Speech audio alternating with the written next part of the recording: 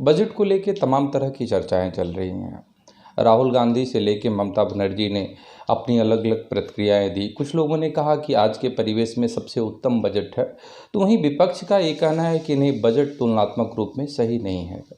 Budget को समझने से पहले, जो कि आप सभी बिंदुओं पे हमने एनालिसिस की, डिस्कस किया, दो चीज़ों को समझना बहुत ज़रूरी है। विपक्ष से बजट के प्रशंसा की उम्मीद करना वाजिब नहीं है। राहुल गांधी जी से उम्मीद करना, ममता बनर्जी से, मायावती से, अखिलेश से, इन चीज़ों को उम्मीद करना that they will appreciate budget, वो थोड़ा सा ठीक नहीं है।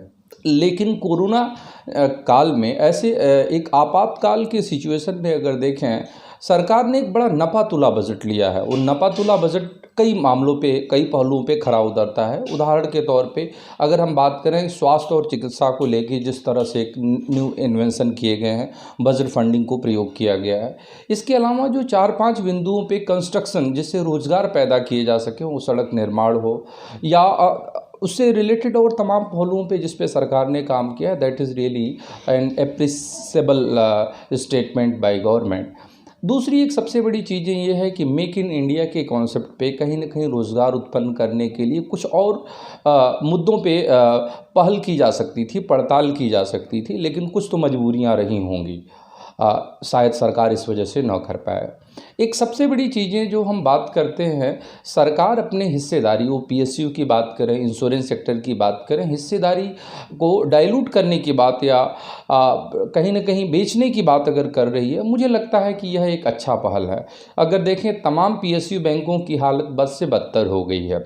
हालांकि ये वही भारतीय जनता पार्टी है जो हमेशा अगर हम बात करें, विभाजन की बात करें या कहीं ना कहीं सरकार की हिस्सेदारी को बेचने की बात करें, प्राइवेटाइजेशन की बात करें, तो शुरू से विरोध करती आई है जब यूपीए सरकार थी।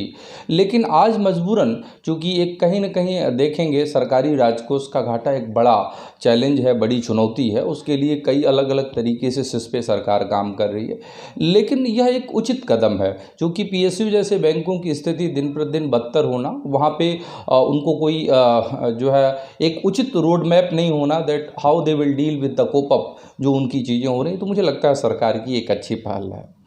कल से अगर हम देखें कि शेयर मार्केट में जो बहुत तेज़ी से उछाल आ गया है, मुझे लगता है कि यह उछाल उतना प्रासंगिक नहीं है, क्योंकि अगर आप भारत की अर्थव्यवस्था देखें, जिस तरह से वी शेप में हम रिकवरी की बात कर रहे हैं, या वी शेप रिकवरी के अलावा भी अगर बात करें जो बजट की गाइडलाइंस है, तो बजट को लेकर शेयर मार्केट की जो प्रतिक्रियाएं हैं, मुझे लगता है कि शायद एफआईआई या कुछ ट्रेडर्स ट्रिक्स हो सकती है, जिमिक हो सकती है, कुछ ऐसी चीज़ें नहीं हैं जिसके आधार पे आप 55,000 और 60,000 सेंसेक्स की उम्मीद कर सकते हैं। तो मुझे लगता है कि कुल मिलाकर एक बजट ऐसा है, संतोषजनक बजट है। और कहीं ना कहीं अगर देखें, दो या तीन बिंदुओं पे सरकार ने जो एक अच्छी पहल की है, वो कारपोरेट सेक्टर को बढ़ावा देने की बात कही है, या प्राइवेटाइजेशन को लेकर जो चीज़ें पहल की हैं, तो दैट शुड बी एप्रिशिएटेड।